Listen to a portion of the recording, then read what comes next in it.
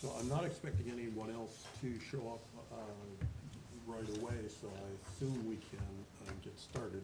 Okay. I would call this October meeting of the Charlottesville Civilian Police Civilian Oversight Board to order. First order of business is announcements. And obviously there's a very important announcement related to our executive director. But I will leave that, beyond saying we'll be very, very sorry to see him go. I'll leave that to him when he makes his executive director's report. He has provided us with the minutes from the last meeting. Sir, if I may? Yes. There's just a minor correction. I apologize. When I drafted, I put the council, the independent council that was present, I put Ms. O'Berry, but it was actually Ms. Hudson. So I don't know if that's something that you can entertain a motion to amend, but it should say Ms. Cynthia Hudson as your guest. Entertain a motion to make that change. So moved. Any seconds? I second. Council? Okay. Member Cooper, Yes. Member Frazier, Yes. Member Brown, Yes. and Chair Mendes. Yes, I assume so. That means that we have approved the amended version of the minutes. We have a agenda also. Does anyone have any comments, corrections, changes they would like to make at this point? To the agenda? Yes, please. No. Not me. Okay. Anyone want to make a motion? I make a motion. Okay. Second. Okay, motion to approve the agenda. Member Brown, Yes. Member Cooper, Yes. Member Frazier, Yes. and Chair Mendes. Yes. Now, having done that, I guess, we'll move on to the first public comments session. Is there anyone, there's no one here, let the record show that. Is there anyone online?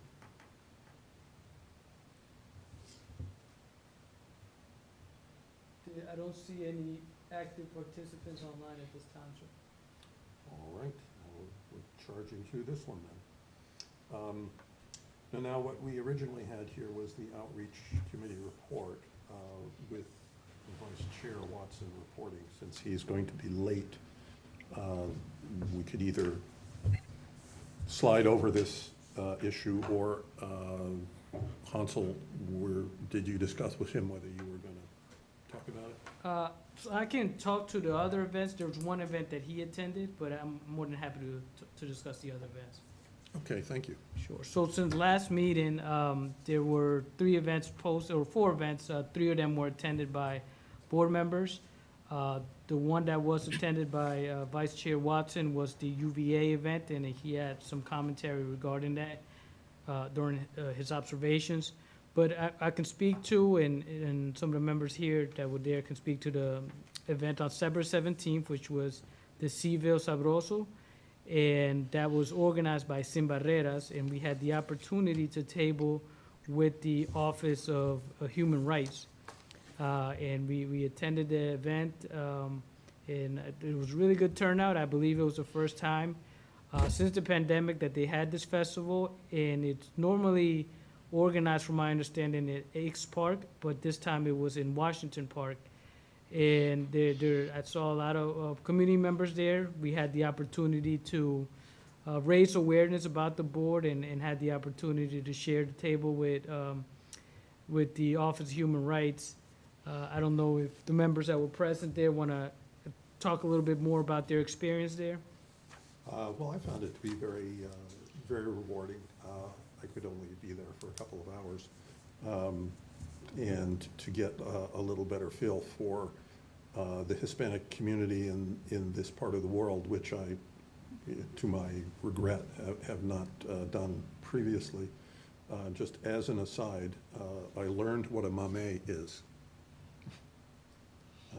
And it is a fruit, kind of pinkish fruit, which is delicious. That's all I have on that. Yeah, I had some pretty good conversations with a couple of folk that walked up, and they were, I guess, appreciative of the board's presence and the work that the board is doing in general.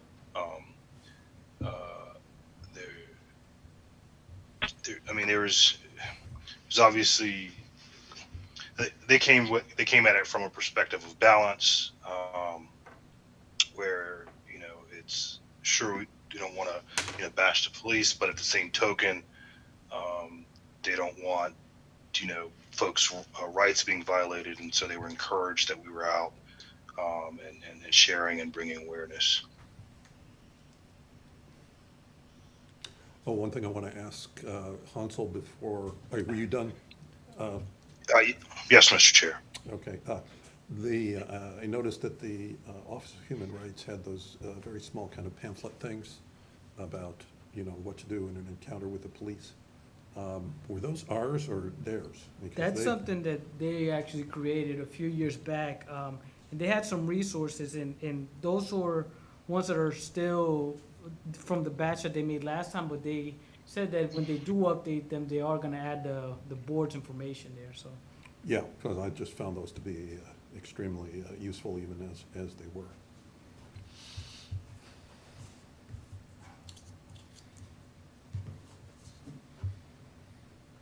And after that, it was the Pride weekend.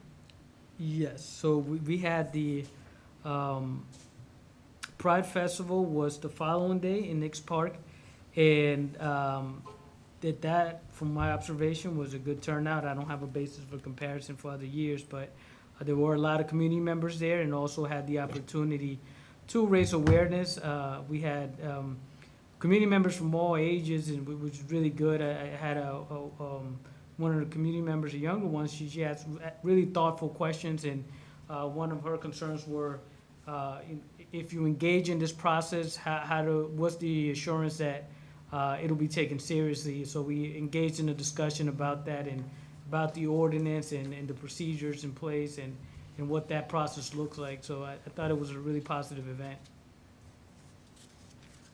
I would agree. Mhm.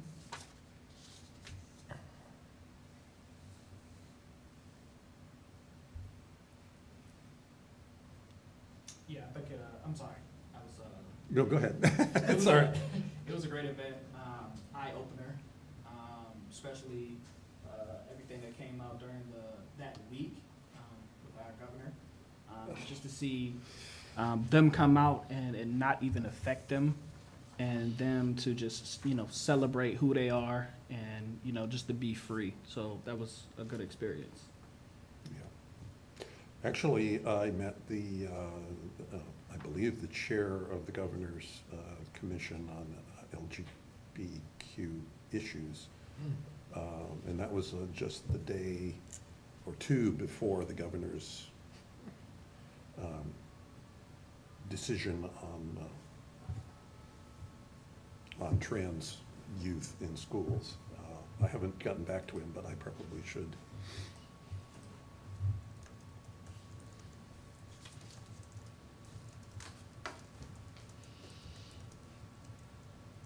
I don't have any additional events. Oh, excuse me, I do, sorry. No, it wasn't an event that was, and I was gonna, well, I guess we could transition to the executive director's report, or unless you had other commentaries on it. Hearing no objections? Sure. Okay, so one other event, as I mentioned last time, the NACO conference, the in-person conference was coming up. I had the opportunity to attend, see a lot of the colleagues around the country and the work that they're doing. had the opportunity to meet, and the new auditor for the Arlington County, and we had the opportunity to discuss different matters and other colleagues around the country. So it was a really good event and a lot of energy regarding civilian oversight. I mentioned that I was running for the board position, the at-large. I did run and I did not win. But, you know, that's something that, I got a lot of positive feedback, so I'll incorporate that for future attempts at getting that board membership. I think it would be helpful to get some representation from this side of the country in NACO. A lot of the members are out west or in other parts of the country. So that'll be something to keep in mind, to have some representation at NACO. I think it'll be important. There is a follow-up, a virtual version of it coming up in October. There's a few dates, and I'll resend the information about that. There is a presentation about oversight in the Old Dominion, and I'll be able to talk a little bit about the progress here in Charlottesville, and it'll be joined by the colleagues in Fairfax, Arlington, and at UVA, and the work that they're doing there. Okay. And that one is on the 20th, isn't it? Believe it's the 26th. I'll look it Okay. up again. I don't quote me on it right now, but I'll send the reminder. All right.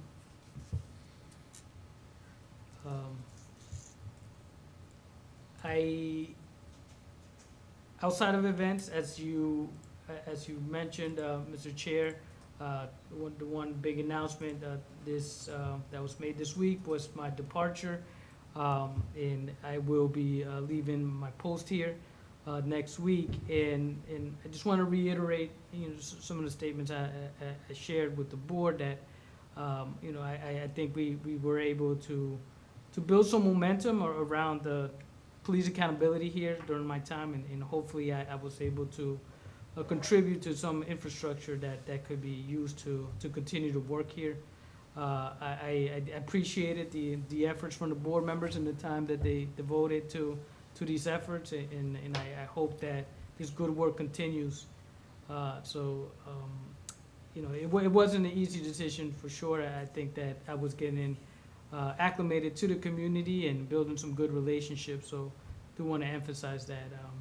And I wish the best for the city of Charlottesville as it continues this very difficult discussion. And, you know, you're not alone. We're part of a community of civilian oversight practitioners and communities that have that have taken on this journey to have better police relations. So I commend you for the work that you're doing here.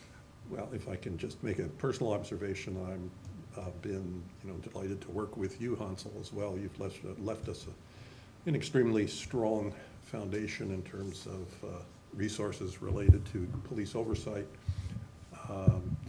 and you've provided an example of energy and hard work that will be hard for us to live up to, but I think it was very inspiring. Thank you so much. Thank you. I do want to state, as I go through this report, I apologize, I had some access issues with my Canva account, so I don't have the report in the format that I normally like to present it to you in, but I'll have that up and running, and I'll share it with the board, and I'll post it on the website as I normally do. But I can still go through the different items that I normally do. One of the announcements I made last time was the management analyst position, and right now, in light of the developments with my departure, I think it's going to be a really good opportunity to select that individual as soon as we can, and we did begin that search. We had some interviews, some really good candidates, so we're in the process of that, and hopefully we'll be able to make that decision. I think that, you know, one of the things that I mentioned, I think it'll be crucial to have somebody that's fully dedicated as a staff member to the administrative support of the board. I think that it's not helpful to have somebody that has other duties outside of the board So having this dedicated management analyst and then your executive director is gonna be crucial for your success. The other item of my the report would be the oversight activity. Since your last meeting, there were no new review requests, but there was one initial complaint received, and this complaint was regarding a motorist that was involved in a vehicle accident, and he alleged that the officer gave him a bad ticket, that the officer later went back and ripped it up because he realized that the ticket was not accurate. He initially cited the motorist for being at fault, but then realized after reviewing video footage that the motorist was not at fault. So the complainant it stated that he's experiencing some issues with his insurance company because of this bad ticket he received. So that was sent to the Internal Affairs Department, and they would investigate it, issue the closure letter, and if the complainant is not satisfied, then they can request review from the board. Okay. The next item would be the update on the neutral evaluation. The neutral evaluation report and the evaluation and the report were completed and provided to the parties on September 28th, as we agreed. There was a deadline request, there was a request to push back the deadline by the CPD, so it has been pushed back by agreement from the complainant. So there's just additional 2 weeks. But once those responses from the CPD and the complainant are made available, then they will be posted on the website, the full neutral evaluation report along with the CPD response and the complainant's response. As you may have known, there was an article that came out in the local media that discussed the neutral evaluation report, and just, I guess by way of information, that report in full will be made public. So it's just a matter of time before the CPD can respond and the complainant, and then they will be posted on the website. But there's no intent for you to actually revise what you've done in response to those comments? That was not the agreement, so the idea behind the way the neutral evaluation worked, it was to sort of replicate what a hearing would be. So it was an opportunity for the parties to express to present their facts to me, and I spoke with the complainant, Mr. Fogel. I heard what commentary he provided in addition to his review request. The police department did not provide additional information beyond the report, so I did my evaluation based on the report, and then the parties get the opportunity to speak on it. But there is, beyond Mr. Fogel's final response, there is no additional action necessarily needed. Other than the stakeholders, there were different recommendations I made in my report to the city council, to the city manager, to the police department and the board, and it would be up to those different stakeholders to adopt the recommendations or not adopt them. Okay, thank you.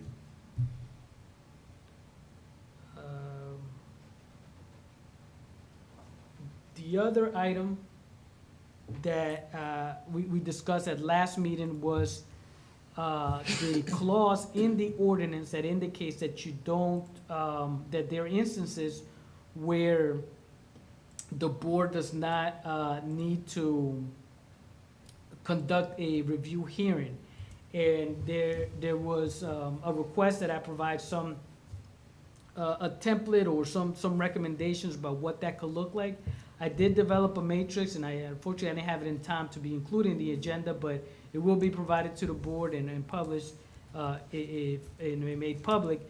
But I did model it after some of the way that we did it in Fairfax. So if I could just give you a background on that.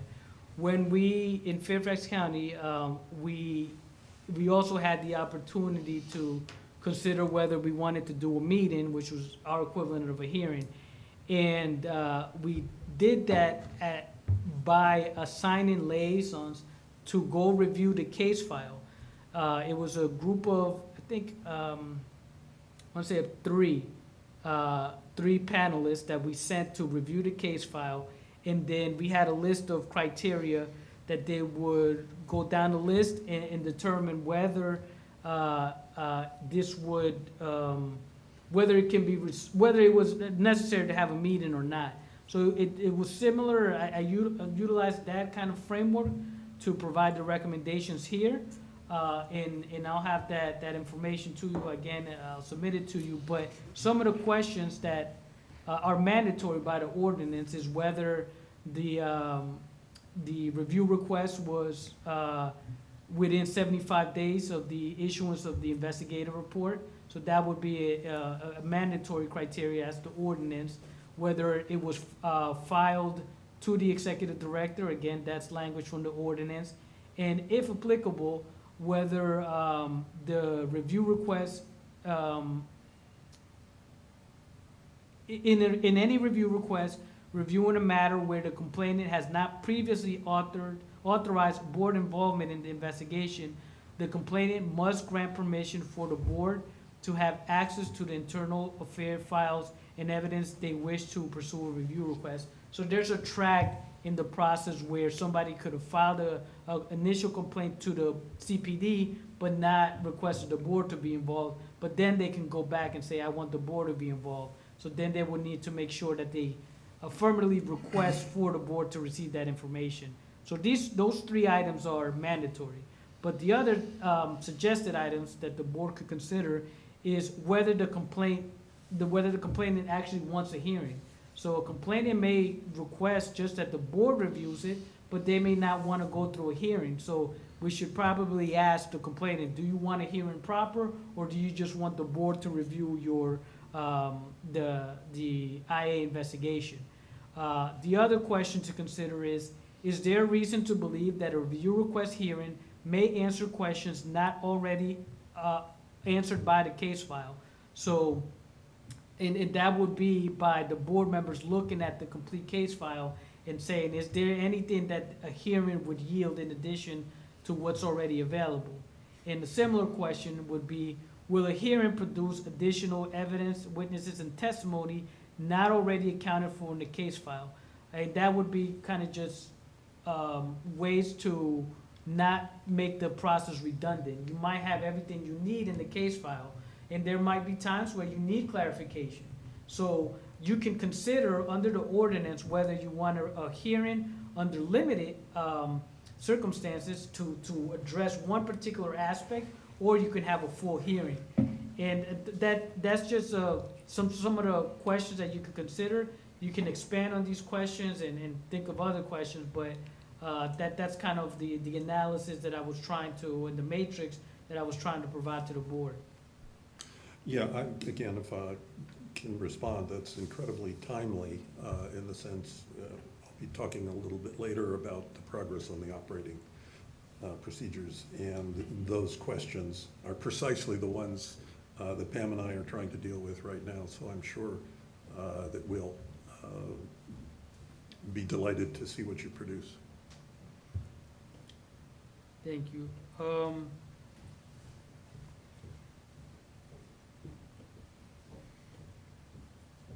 just looking, making sure I got everything on my report. Oh, and the other item, which is outside of the executive director's report, but I guess we can talk about that then. But that's what I got right now for my report.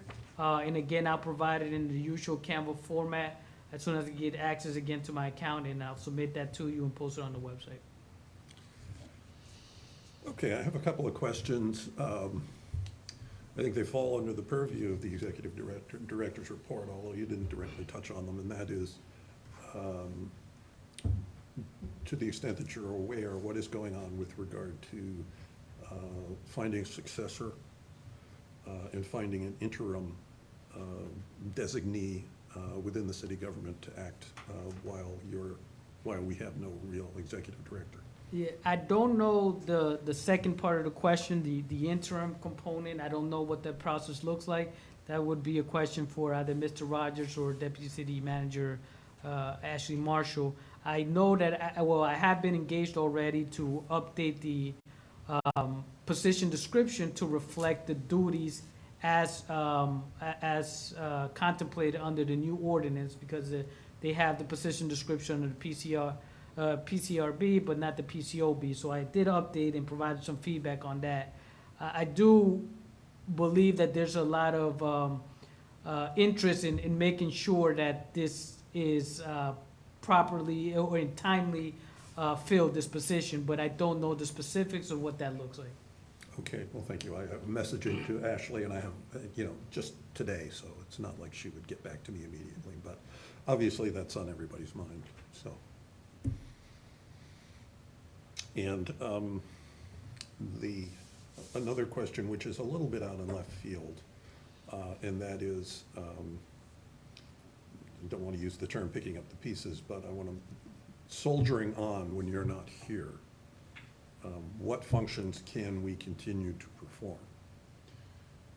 I have already told Ms. Hepler that we're going to have to indefinitely postpone a hearing or any further action on her client's complaint. Do you have any feelings about, the best way, we might keep the momentum up? As you say, a backlog is a bad thing, and if we can do anything possible to deal with it, that would be very useful. I have been engaged by some members of council to provide some recommendations about a path forward. The way that the ordinance is written, there are some duties that are required to be done by the executive director in these processes, to include the review request. So there is, I think that there's ways that can be achieved, but we would need to be strategic. So I'm giving it careful consideration on that. But the way that the ordinance is written, there is some duties and responsibilities that the executive director needs to complete to help you, to assist you in those processes. I think that it would be very beneficial, as I said, if we can get the management analysts on board. And I don't know if, again, to your question, it's hard to answer some of these questions right now because I don't know the plans in terms of the interim director and what that could look like, but I know that is already being considered by the city manager. In looking at the language in the ordinance, and I think it's very specific that it says obviously it can't be a member of the department, which, and that's not something that they would even contemplate. But who within, do we have somebody within the city infrastructure, the organization right now that can be appointed for that? And again, I emphasize that I think it is crucial, somebody that can help you navigate this period, this transition period. Well, if the city council and city manager have not specifically requested that you keep this confidential, we'd be delighted if you'd share your recommendations with us. Recommendations on what exactly? On how to move forward and which of the functions you think can continue to go forward. Yeah, I don't have the recommendations at this moment, but I think that there's different models and that we can adopt in different strategies to, as you mentioned, get the momentum going. But one thing I do want to emphasize is that you're still in the limbo period because the city council has not passed the operating procedures. So the review request that we did for Mr. Fogel was done in the interim procedures that were provided by council. But now you're not at a point where you could technically do the duties as contemplated under the ordinance. So that's something that needs to be expedited, as you understand the procedures. Yeah. Once the procedures are in place, and hopefully the search is happening simultaneously, that the new director, my predecessor, could just go into the role and be able to help you pick up and keep the momentum going. All right, thank you. Yeah, I'll talk more about the procedures, operating procedures in a while. Is that it for your report tonight? I believe so, but I don't know if you wanted to provide an opportunity for Chair Watson to go back and discuss a little bit about Oh, his I'm sorry, experience at the UVA event that he attended a few weeks back. Okay, yeah, I appreciate it, and I hadn't gotten to say, but thank you for your service, you know. Definitely, I think we're probably all really sad to see you go, but excited for you, you know, because looks like you have another great opportunity, and this was a tough position to jump into, and you, in my opinion, done a great job. Thank you. So UVA had, in early September, I would call it more of a, well, I'm hearing myself echo. Maybe I'm talking too loud or something, I don't know. Can I turn one of these off, or are they just kind of stuck pretty much in on position? That's to talk Directly into it? Okay. All right, so UVA had what I would really call a pilot event where Courtney Hawkins, who's their diversity, equity, inclusion person within the Charlottesville PD, which is a new position. They hadn't had anything like that in the past. You know, wanted to put on a forum pretty much to introduce herself to the community. There wasn't a whole lot of advertisement for that event, and there wasn't a whole lot of attendees at the event. And it was really during the work week as well. So one of the things that we did suggest is next time, it'd be great if you were able to let more people know about it. But a lot of what took place was, you know, UVA explaining how they're trying to do business differently, you know, how they're approaching various situations where they're interacting with the LGBTQ plus community, obviously as well as the Black and brown community.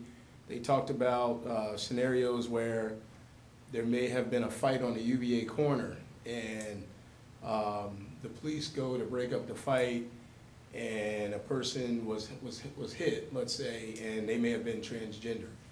And when they go to ask for that person's ID, the person's ID may show that they're a male, what we may know of as a male, but they may not be presenting themselves that way. So they talked about historically they didn't pretty much deal with those types of situations very well, and so you know, they'll ask, well, what gender do you? I don't want to say the wrong words and offend anybody at all, but what gender do you you know, are you considered? And so a lot of the forms apparently that the police use, UVA, I believe the city, and even at a state level have not offered an other category. It's still kind of male and female, so they have to ask. So the forum, you know, I tried to pick and poke and get in there when I could because I was really working that week. I didn't really have time off. That was pretty interesting, talking about, you know, some of the officers on this UVA PD said, hey, we don't really understand pronouns. They didn't say that at the event I was at, but they had it sort of admitted this, and so we want to know, you know, what do they mean? You know, how does this work? How do we approach people? So in general, it is a step right now by them bringing in a DEI professional and trying to look at things different and work differently. And I think, you know, we should collaborate with them more. There wasn't a whole lot, I would say, you know, like I said, it was about 5 or 6 people in attendance. It was really cool because I got to meet one of Sally Hemings and Thomas Jefferson's descendants was there, Miss Gail Jessup White. It's really awesome meeting her. But I think the next time that they have that event, it'll be maybe more focused, more well-rounded. So I'm looking forward to what they have to say. And a couple other things. About 2 weeks ago, there was a group of African-American men that I was a part of. We got together actually in this very room at City Space, sort of in response to, there was a shooting a couple weeks ago as kids were being let off of school at Venable. It happened around 2:30. Kids were getting ready to walk home, and it happened around intersection of 9th and Anderson, not too far from 10th and Page. And so there's really a wealth of organizations doing a lot of charitable work in Charlottesville right now. And that includes Love No Ego, who we've had in our prior meeting, the Boys and Girls Club, obviously, the City of Promise. City of Promise, the Uru Foundation, MOCA, which is a UVA group, several groups. And so a lot of those folks that have started those organizations attended, and just a lot of men. And, so we sat in this room and we broke out in groups and we talked about, what are things we can do to mentor some of the young men in the community. And, a lot of kids are not seeing themselves, right, in positive positions. How do I get from right here to where I want to be? Where do I want to be? What's possible, right? And so there's a lot of in general in the schools right now. There's a lot of problems. A lot of people suffering. COVID left people at home for 2 years. And a lot of abuse took place. And so anyway, the whole point of that is where can we come together and try to help out. And it was really more of a group of black men. But as we move along, we're going to reach out and create more allies and more people to kind of figure this out. But we want to leverage. If you have one group, like let's say Love No Ego, and he may be working with a kid that wants to go to college, but maybe Freddie hasn't gone through the application process in 15, 20 years himself. Well, maybe there's somebody at UVA that has their own minority local group, and we can leverage that knowledge that they have to help some kid and maybe take this young man out to the universities that he wants to go look at. Or maybe there's somebody that's in the area that's an electrician and or a carpenter, or HVAC, and they may have some skill sets. So we're trying to figure all of that out, get it in a database and figure out who we can tap into to sort of help some of the young men, have that connection and have some guidance. So more to come, more to follow, and I'll be sending you guys invites, as I learn more. That meeting kind of popped up at the beginning of the week, and then by Friday, it was Friday night, everybody was in here, breakout groups, and really talking about, ideas of what we can do next. At the end of the summer, we had we set up shop for the PCOB at the Back to School Bash. We talked about that in the last meeting, and we were at the Soul of Seville, but I didn't get to attend the Seville Sabrosa, so I think I probably may have pronounced that incorrectly too, without the nice flair to it. But I think some of you all attended it, right? I don't know if you want to give us a little. We already did. Oh, you already did that? Okay. We already See, reviewed that's- that at the Pride Festival Oh, okay, great. while we were waiting for you, so. I got to see Cornell West tonight, by the way. Yeah, he was at Old Cabell Hall. Really? In Right. person? Yeah, he's still there, so. In person? Yeah, probably only about, 70 people in attendance. Wow. So that was pretty awesome to check him out. He's pretty powerful. Yeah, he is. But, still working, gotta pick up the pieces as Hansel moves on and keep the momentum going.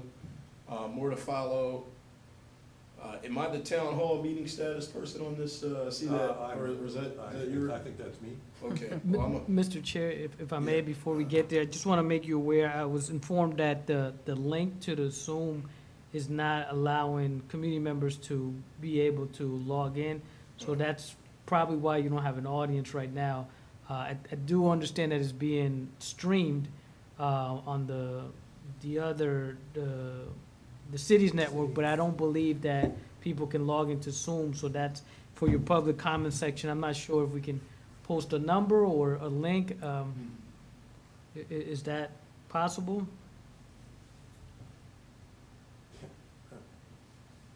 Yeah, Remy? All right. I'm looking into it. Okay, okay. All right.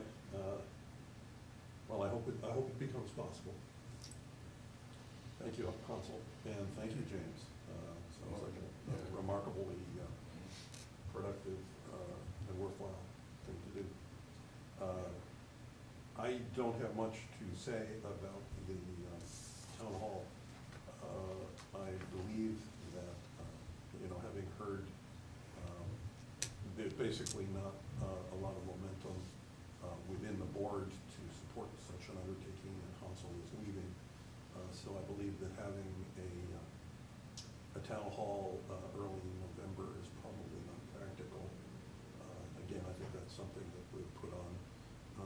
hold for the time being, unless anyone, I don't know if anybody has any questions or comments.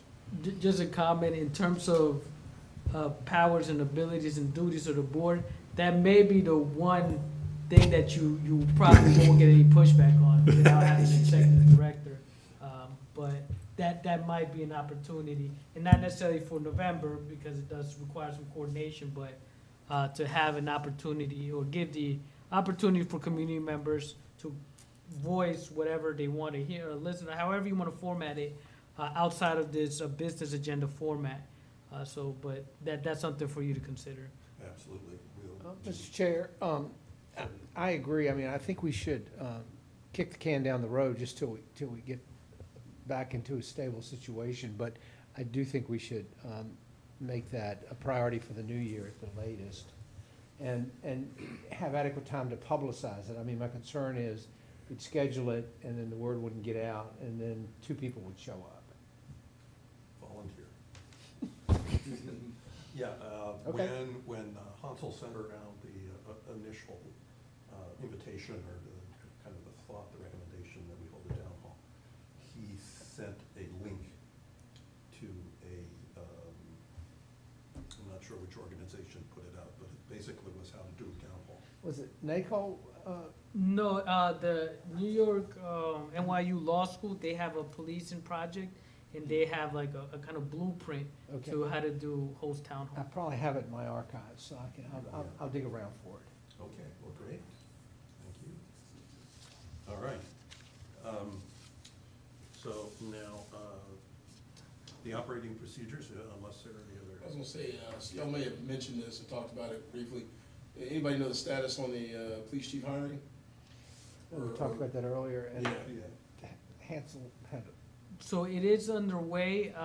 From my understanding, they're expecting the city manager's office to receive some resumes within the next few weeks. But beyond that, I still don't know how the board will be engaged in that process. So that's something I'm not sure. I believe last time you mentioned, Mr. Chair, you were gonna follow up with the city manager on that, but I don't have any additional information on what that looks like. Yep. And Mr. Aguilera, you don't know whether the board will participate in that process? Is that what you're saying? Is that still up in the air? Yeah, I know initially though, when we started this, I know that was an interest of the board to be involved in that, and I did relay that message, and it's not that the board's participation has been ruled out, it's just that it hasn't been made clear how the board will be engaged in that. Okay, We'll continue to. If I could- Bellamy's back. Or something. It was Yeah. Bellamy. Yeah, I'll continue to. Yeah, that was me. Yeah. I think the when we were going across, in hiring our executive director, I think the city provided deference to the CPD to be involved in the process. And I mean, if we're talking about this is to serve the community, I think it would be a slap in the face for us not to participate in the process as well, to give deference to the CPD, but not give the same to the board on the other way around. So hopefully that can be, hopefully we can be given that deference as well. Well said. Well said. I'll bring it up with the city manager. Yeah, I would definitely agree with Bellamy, Mr. Brown, just because it's gonna, tensions are already high between us and the police, and I feel like in my opinion, by us not participating, it's gonna make it look like we're more divided between us and the police. So I do agree with Mr. Brown. Well, and it will make us look, as Mr. Brown said, like the city management does not value our opinion. So it's a matter of sort of respect, and like he says, deference as well. So I will report back to the board as soon as I hear anything, and I will push very hard to make sure that we get involved.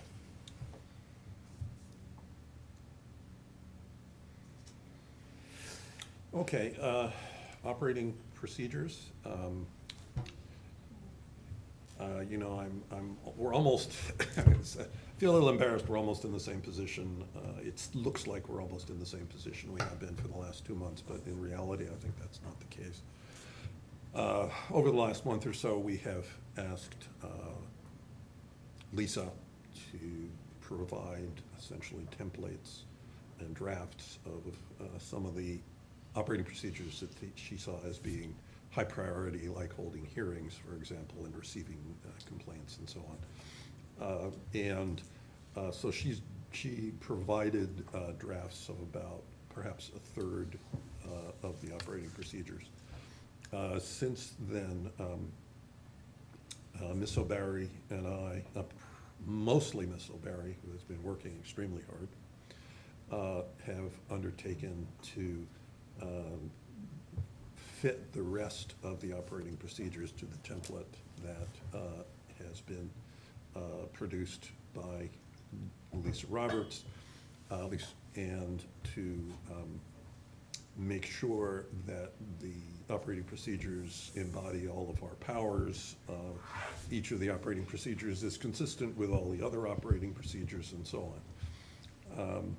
What we have suggested to Lisa is that we should have a complete set of operating procedures by the end of next week. That is a draft combining Lisa's work and our work.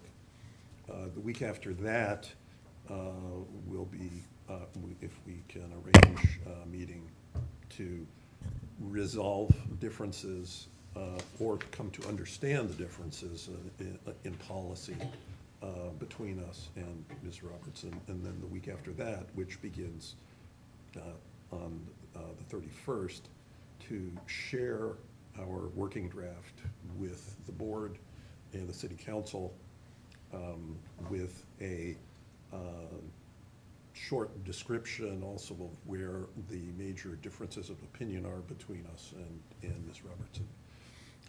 And then hopefully during that, well, I would like during that week to receive comments back. As in the past, the comments from the board, I would like them to be based from individuals and sent to me personally, because it helps, or to Ms. O'Barry, because it helps deal with, forestall kind of FOIA difficulties. But I can assure you that if you send comments, they will be reckoned with and incorporated to the extent possible. But then hopefully in the first week of November, we can achieve buy-in from the mayor.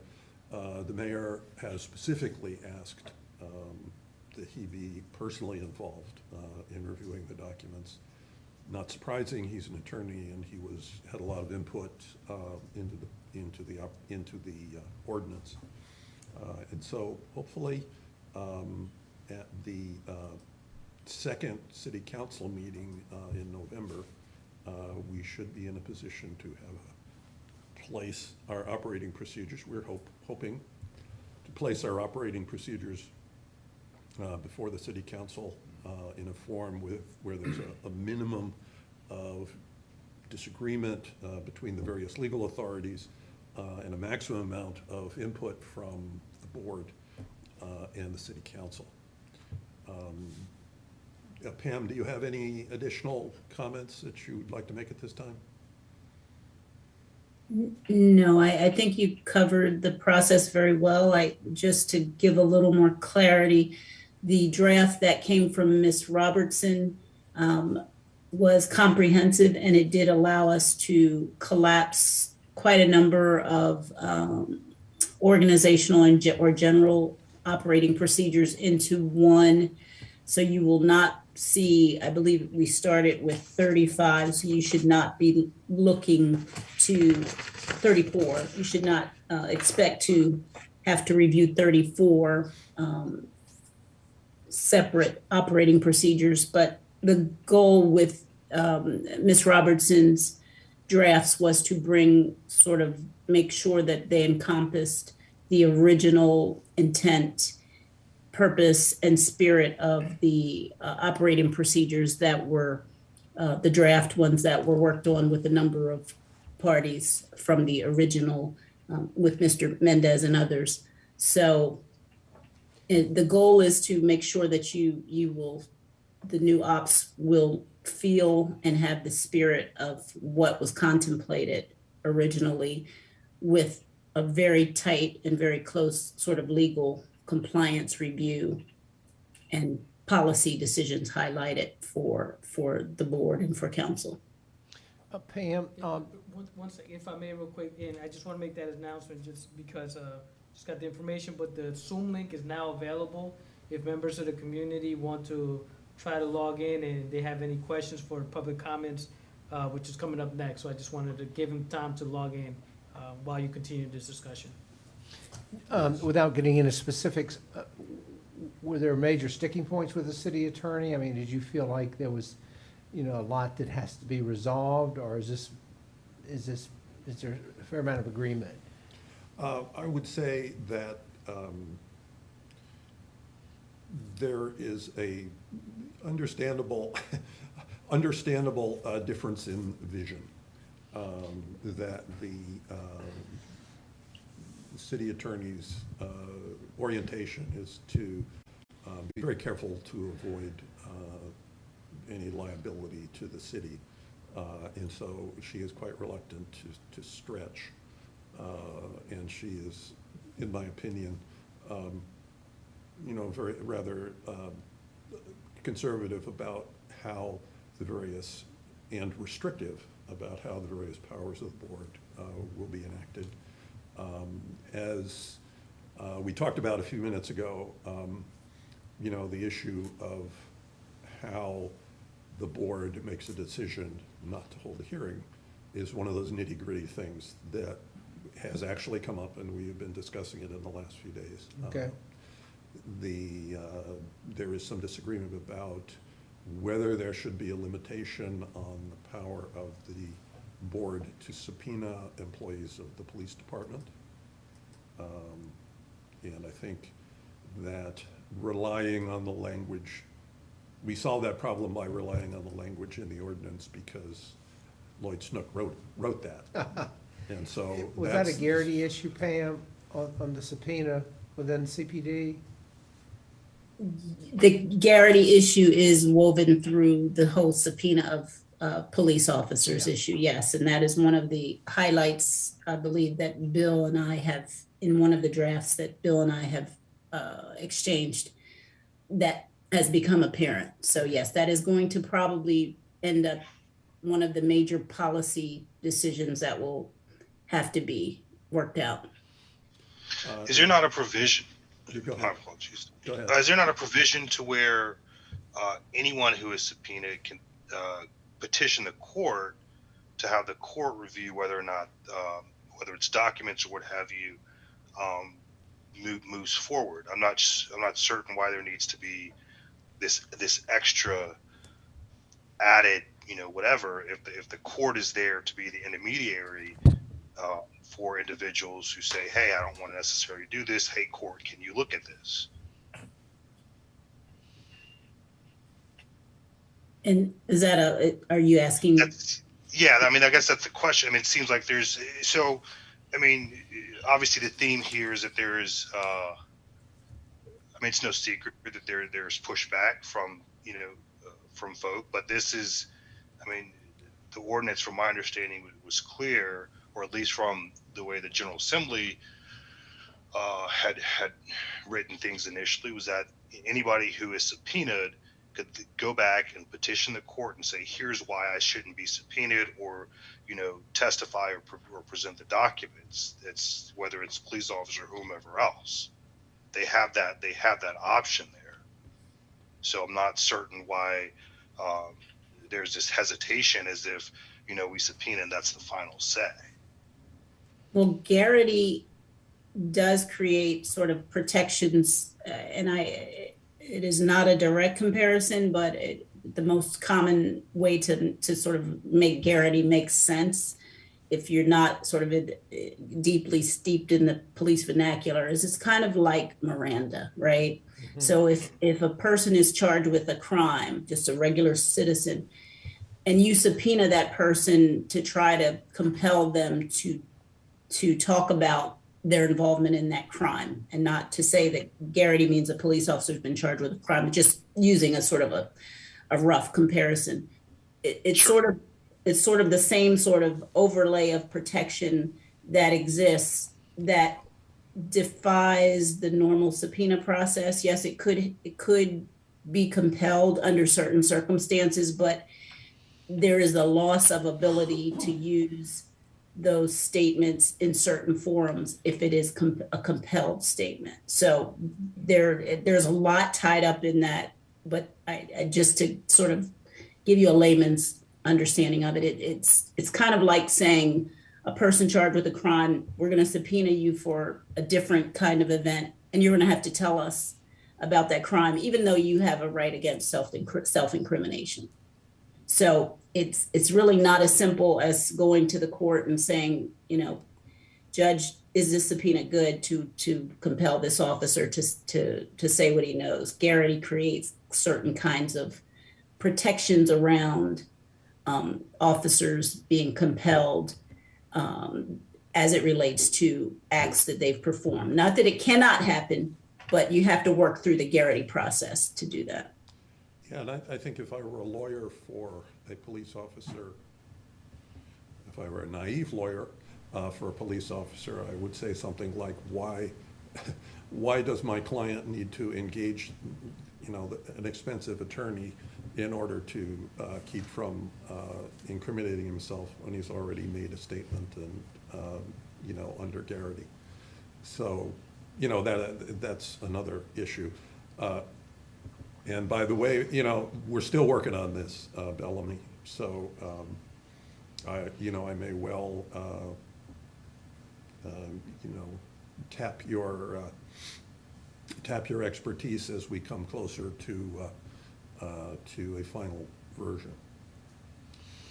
I should point out that there's still a wide range in answering Jeff's question. Again, there's still a wide range of some of the articles we think are just coming along really well. For example, the mediation, which is a very important part of, could be a very important tool for the board.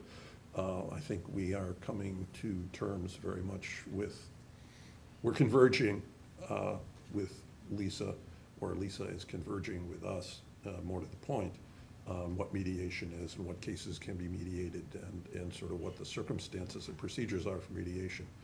A place where we are still strong, perhaps not disagreement, but where we still need a lot of attention is in audits, which, again, this has been where Ms. Robinson has been very prescriptive, and I think that's really not called for audits in the context of police oversight as opposed to financial audits, but that is my personal opinion.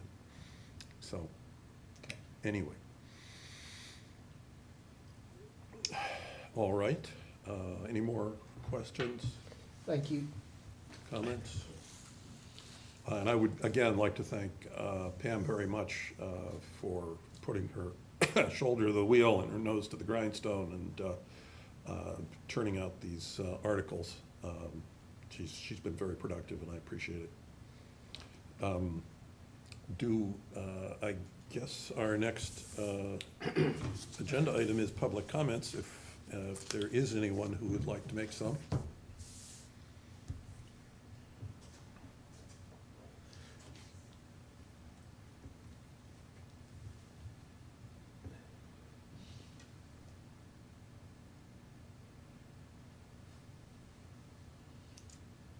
Raise hands at this time.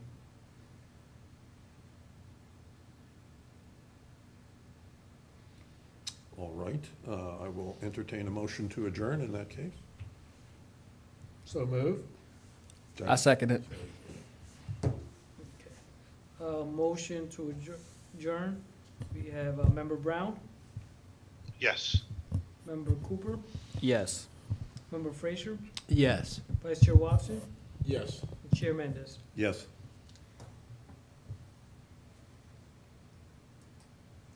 All right. Uh, Motion carries and the meeting is adjourned. Thank you all for coming. Thank you, Pam.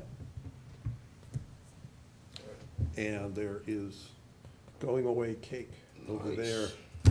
Nice. Celebrate the departure of Hansel.